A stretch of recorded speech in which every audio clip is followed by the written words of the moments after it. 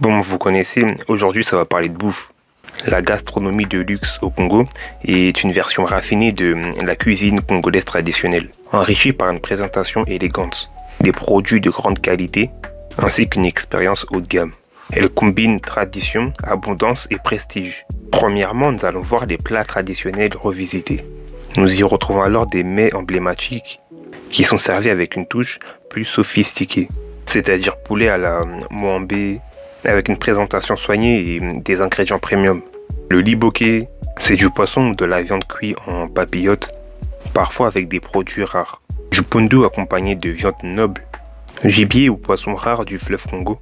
Ces plats sont dressés comme dans des restaurants gastronomiques. Deuxièmement, nous avons les boissons et les produits d'exception. La gastronomie du luxe inclut souvent les champagnes importés, les vins français, les spiritueux haut de gamme, les cocktails personnalisés. Les produits importés sont conçus comme prestigieux.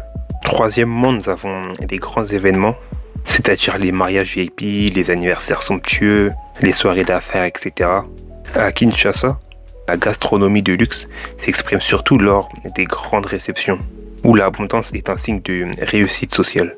Quatrièmement, nous avons les restaurants et les hôtels haut de gamme. Certains hôtels et restaurants prestigieux proposent une cuisine fusion afro-européenne avec des services raffinés ainsi que des cadres élégants, notamment dans des établissements tels que Pullman Kinshasa Grand Hôtel.